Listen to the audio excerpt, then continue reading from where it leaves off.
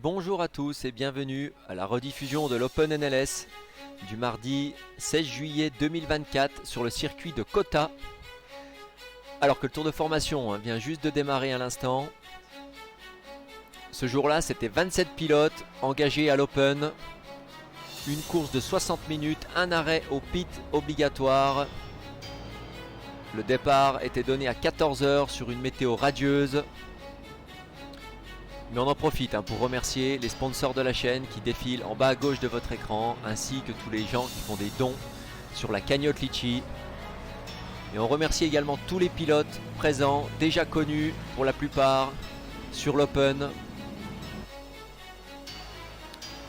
Et on le rappelle à ne pas louper, événement exceptionnel de la Team NLS, un championnat en préparation pour septembre, dont vous avez sans doute tous vu le trailer, qui sera bientôt disponible sur le Discord. Un championnat qui, on le rappelle, démarrera ses inscriptions le 15 août jusqu'au 10 septembre. Soyez à l'affût, ne soyez pas en retard, les places risquent d'être chères. Mais en attendant, concentration sur ce circuit de Kota où les conditions sont réunies, il va y avoir de l'adhérence. Place au spectacle, mesdames et messieurs, départ dans quelques instants. Alors que le tour de formation s'apprête à être terminé, ce jour-là c'était Valentin Cordier de l'RVR qui fait la pole en 2:05 392. La meute se regroupe. Qui va être en tête à la fin du premier virage? Ça va être la surprise. Mesdames et messieurs, montez le volume et on se retrouve après le premier virage.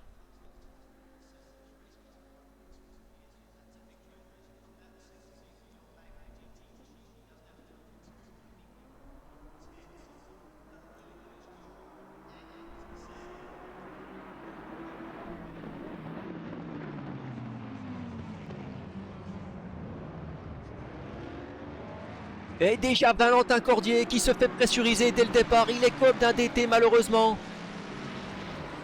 Il a été trop vite sur la grille malheureusement. Quel dommage. Et il s'est tout de suite fait prendre d'assaut par Quentin Momeux, Dragon et Prévéro. Très beau départ devant. Dommage pour le DT, Valentin Cordier. Il me semble que derrière il y a eu un petit accrochage. On va revenir dessus. Mais excellent départ. Allez, on est en caméra embarquée avec Florian Vandas, 11e position. On va voir ce qu'il s'est passé. C'était l'auteur de l'incident. On va voir au-dessus de ce premier virage où la visibilité est réduite pour plonger au point de corde. Florian Vandas, il se fait taper légèrement derrière avant de taper la Ferrari devant et la BMW.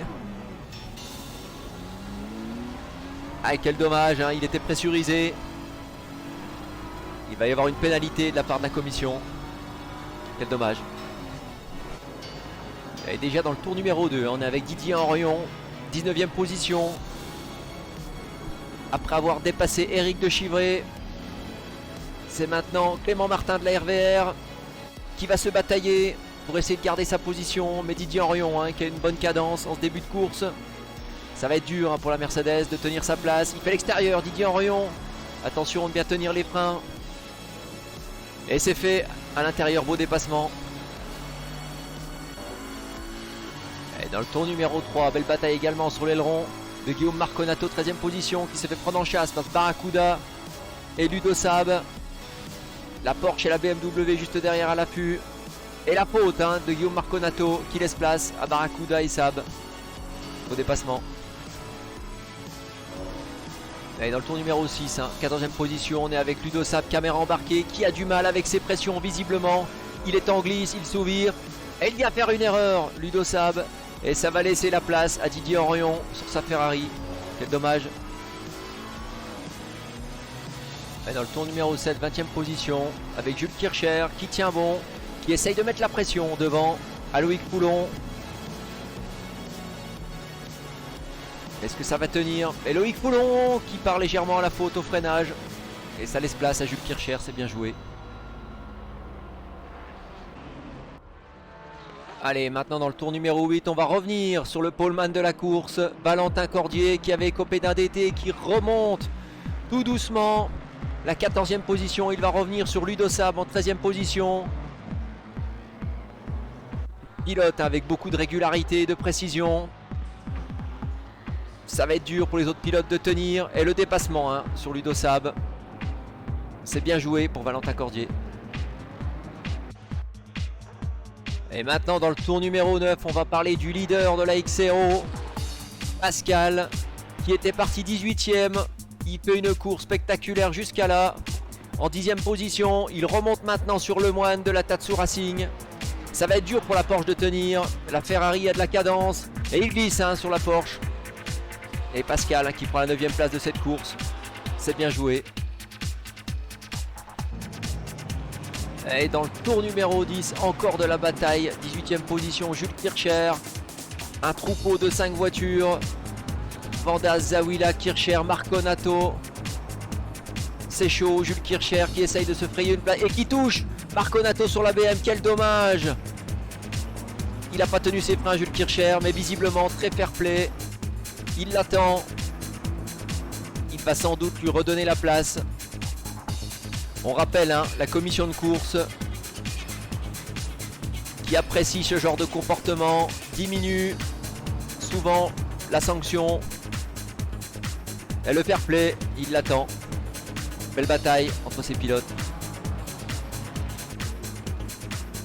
Et encore Jules Kircher hein, dans le 14e tour de cette course. Cette fois-ci qui se fait attaquer par Didier Orion de la Tatsu. Et là on va voir de la propreté entre les deux pilotes. Didier Orion qui est à l'affût. Le moindre écart de la part de Jules Kircher va être fatal. Et Didier Orion qui prend l'intérieur. Et ça va décroiser pour Jules Kircher. Côte côte les deux pilotes. Qu'est-ce qui va se passer? Au freinage à l'intérieur Jules Kircher qui tient les freins. Didier Orion légèrement à l'extérieur. Et il arrive à prendre le devant. Didier Orion. C'est bien joué. Quelle belle bataille hein, entre ces deux pilotes. Au freinage au bout de la ligne droite. C'est encore chaud. Les deux pilotes qui se touchent. Et Jules Kircher qui reprend légèrement le devant. Mais Didier Orion qui est à l'intérieur. Qu'est-ce qui va se passer? Tandis que juste devant, on voit Philippe Ullmann qui se fait rattraper. Ça va ralentir les deux pilotes. Qu'est-ce qui va se passer? Et Jules Kircher qui a perdu un peu de temps et qui laisse place à Didier Orion devant. Belle bataille que nous offrent ces pilotes.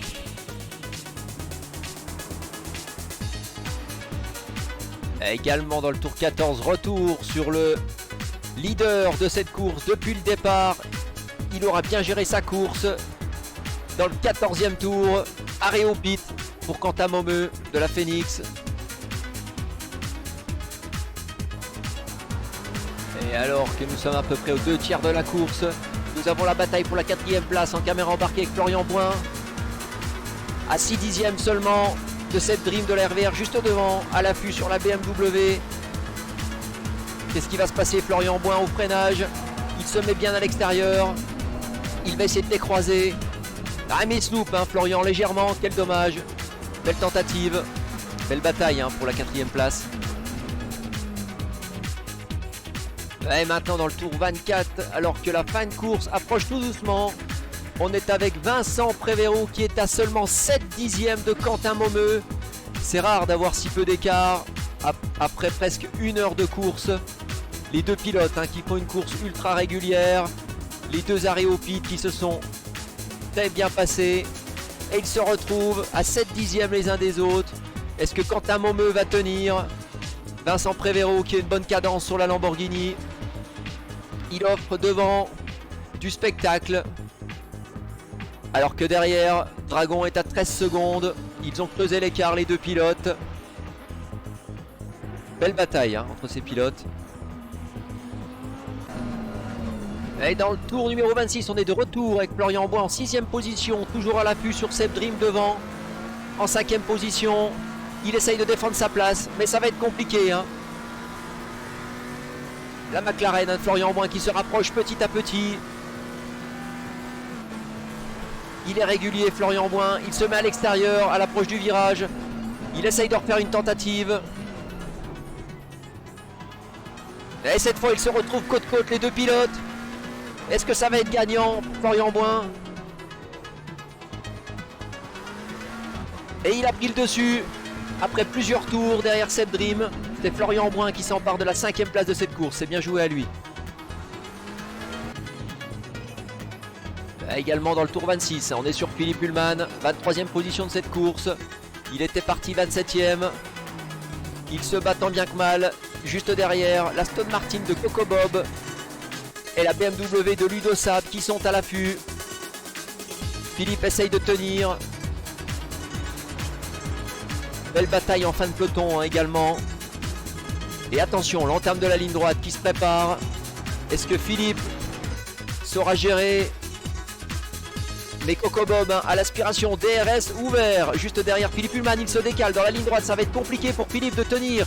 Il se met à l'intérieur, Coco Bob. Et la BMW qui pourrait en profiter derrière. Et c'est passé pour la Aston Martin et la BMW qui en profite.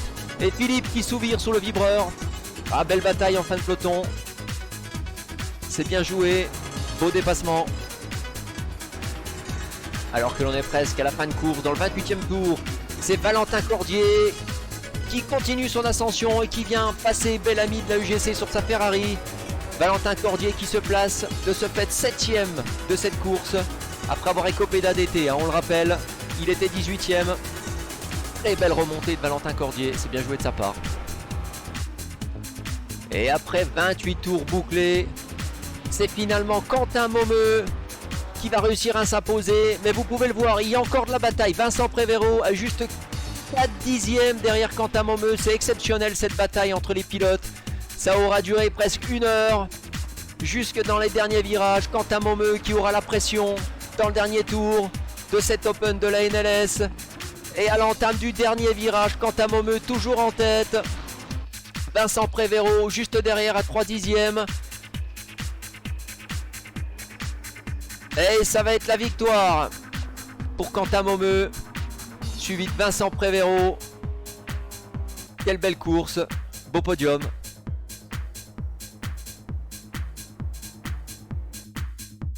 Et place maintenant, résultat de cette course, en première position sur le podium, Quentin Momeux de la Phoenix Motorsport sur sa Ferrari. Deuxième position, Vincent Prévéro, la WRT sur sa Lamborghini.